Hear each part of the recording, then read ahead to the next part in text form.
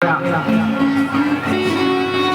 वालों ने देखा, बोले कितनी सुंदर गुफा है। तो महाराज एक एक करके सब उस अजगर के मुख के अंदर चले गए। कन्हैया को पता चला ग्वाल बाल अघासुर के मुख में चले गए।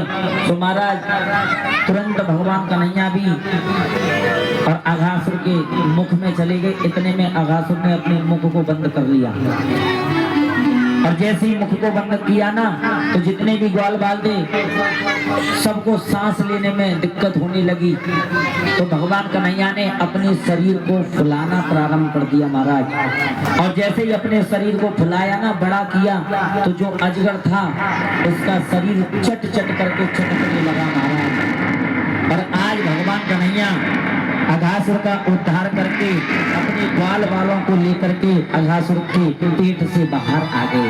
बोले बाके हरिलाल की जय, जय श्री राधे श्याम। भगवान कन्हैया का एक नियम था कि जब वन में जाते थे ना, तो अपने जितने भी मित्र थे सबसे कहते थे कि भोजन के लिए कुछ ना कुछ सामग्री अपने अपने घर से लेकर के चला कर। सब लेके जाते, लेकिन जो मधुमंगल नाम का जो सखा था ना, वो इतना गरीब था बेचारा। एक समय भोजन कर ले तो दूसरे समय की नहीं पता। सुबह भोजन कर ले तो शाम को भोजन प्राप्त हो या ना हो, कह नहीं सकते, इतना गरीब। एक दिन सभा में, ग्वाल मंडलों की सभा में भगवान कन्हैया बैठे, सबके भोजन को पा रहे थे, सामग्री को पा रहे थे। मधुमंगल भी बैठा है। मधुमंगल से पूछा, बोले सखा तू क्या लेकर के आया अपने घर से? मधुमंगल ने अपने घर की बात को छुपाते हुए कहा, बोले कन्हैया मुझे ध्यान नहीं रहा। कन्हैया कहने लगे, बोले ठीक है कोई बात नहीं, ध्यान नहीं रहा तो अब जाओ और जल्दी जाकर के जो भी सामग्री हो लेकर के आओ। मधुमंगल आया, घर पे आकर के देखा कुछ नहीं है। एक मटकी में 3 दिन की बासी खट्टी कढ़ी रखी थी। तो मधुमंगल उसी को लेकर के चलने लगे। रास्ते में जाकर के मन में विचार आया, बोले 3 दिन बासी खट्टी कढ़ी है और कन्हैया तो राजभोगों को पाने वाला है, इसको क्या पाएगा? तो महाराज उस कड़ी को स्वयं एक पेड़ की ओटक में खड़े होकर के और मधुमंगल पान करने लगा। और पान करने के बाद में मुंह को साफ करके और कन्हैया के पास पहुंच गया, लेकिन थोड़ा सा जो मुख था ना, वो कड़ी से सना हुआ रह गया महाराज। और कन्हैया के पास जाकर के कहने लगा, बोले कन्हैया घर पे कुछ था नहीं, इसीलिए मैं लेकर नहीं आया। भगवान कन्हैया ने खड़े होकर के देखा, बोले ये क्या है तेरे मुंह पे? तो महाराज आज भगवान कन्हैया मधुमंगल के मुख को चाटने लगे, उस खट्टी कड़ी को चाटने लगे। इतने में ब्रह्मा जी को भ्रम हो गया, बोले ये भगवान नहीं हो सकता। भगवान कोई किसी के मुख को चाटते हैं, किसी की झूठन को खाते हैं, बोले ये भगवान नहीं हो सकता। तो भगवान कन्हैया की परीक्षा लेने के लिए और ब्रह्मा जी ने कन्हैया के जितने भी ग्वाल बाल थे ना, सब गाय बछड़े सबको हरण करके और ब्रह्मलोक में जाकर के स्थापित कर दिया। और ब्रह्मलोक में जाकर के स्थापित किया ना, भगवान कन्हैया ने देखा, बोले यहाँ ग्वाल बाल थे, गाय बछड़े थे, वो सब कहाँ गए? आंख बंद करके अपनी दृष्टि को डाल करके देखा तो ब्रह्मा जी ने सब किया। ग्वाल वालों को देखा तो ब्रह्मलोक में है, समझ गए कि ये सब ब्रह्मा जी ने किया है। सो महाराज भगवान कन्हैया ने भी एक चमत्कार कर दिया कि जैसे ग्वाल बाल थे ना, अपने चमत्कार से वैसे के वैसे ही ग्वाल बाल गाय बछड़े बना दिए और वापस वृंदावन में आ गए सब। बलराम जी वहीं खड़े। बलराम जी ने देखा वैसे तो प्रतिदिन जब गाय बछड़े वापस आ जाते तो बछड़े जो होते हैं वो अपनी माँ का दुग्धपान करते, लेकिन आज तो कोई दुग्धपान नहीं करता। तो बलराम जी ने भी नेत्र बन के दृष्टि डाल के देखा तो पता चला कि ब्रह्मा जी ने सब ग्वाल बाल गाय बछड़ों को हरण कर लिया है। इतने में भगवान कन्हैया और ब्रह्मलोक में पहुंच गए। ब्रह्मलोक में जाकर के दरवाजे के पास जो सैनिक खड़े थे ना, उनसे कहने लगे, बोले देखो आजकल पाखंडी बहुत घूम रहे हैं, भेष बदलने वाले बहुत घूम रहे हैं। ब्रह्मा जी का रूप धारण करके पहुंचे थे ब्रह्मलोक में भगवान कन्हैया, और सैनिकों से कहने लगे कन्हैया, बोले देखो आजकल 2 कॉपी वाले ज्यादा घूम रहे हैं। अगर कोई इस दरवाजे पर आए ना कोई बहरूपिया, तो उसको अंदर प्रवेश मत करने देना, यहीं से वापस कर देना। सैनिक समझ नहीं पाए, सैनिकों ने कह दिया, बोले ठीक है प्रभु, जैसी आपकी इच्छा। आज भगवान कन्हैया ब्रह्मा जी का रूप धारण करके और ब्रह्मा जी के सिंहासन पे जाकर के विराजमान हो गए।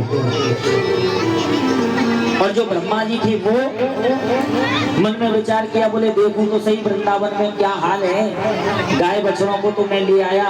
तो ब्रह्मा जी वृंदावन पहुंचे, वृंदावन में जाकर के देखा तो जैसे ग्वाल बाल जैसे गाय बछड़े ब्रह्मा जी हरण करके ले गए थे, सेम ऐसे ही ग्वाल बाल गाय बछड़े वृंदावन में हैं।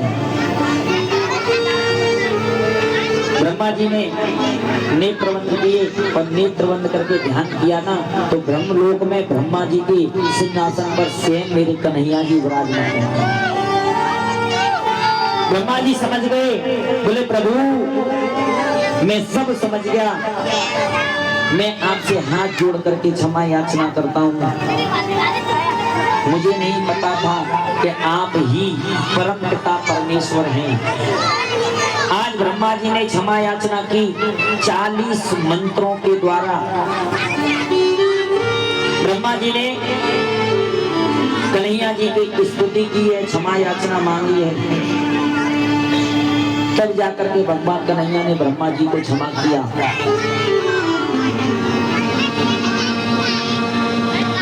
ब्रह्मा जी को क्षमा किया। कन्हैया ने कह दिया, बोले प्रभु आगे से ऐसा मत करना।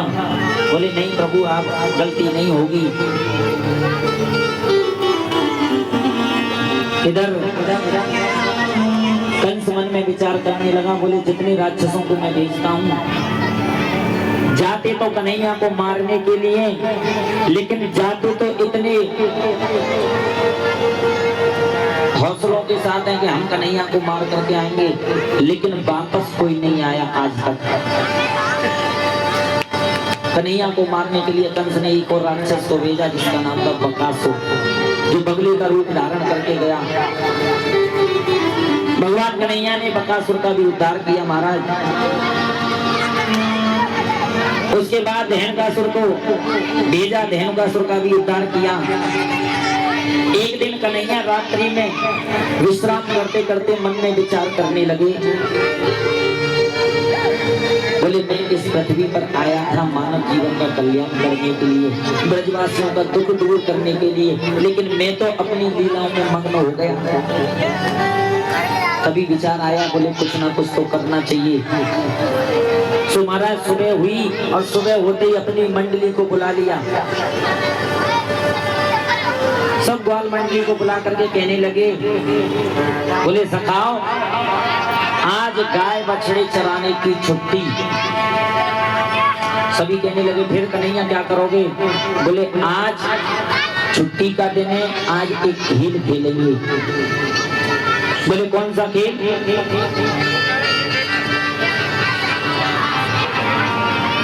बोले गेंद बल्ला का खेल खेलेंगे।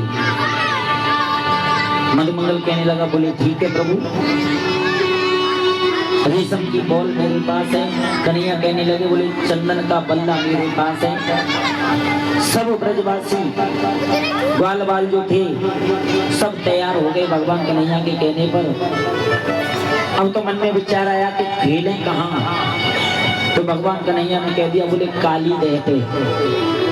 तो छोटे छोटे ग्वाल वाल कहने लगे, बोले कन्हैया हम वहां नहीं जाएंगे, वहां तो एक विशीला नाग रहता है, अगर भूल से कैसे भी करके अगर उसको पता चल गया ना ये काली देते और खेल खेलने के लिए आए हैं तो कुछ अनहोनी ना हो जाए कन्हैया। तो कन्हैया ने सबको समझाया, बोले मैं हूं तो चिंता क्यों करते हो, बोले चलो।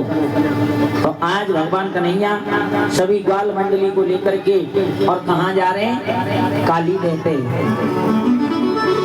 काली देहते खेलन आयो मेरा बारो तो कन्हैया, काली खेलन आयो मेरा बारो तो कन्हैया, कन्हैया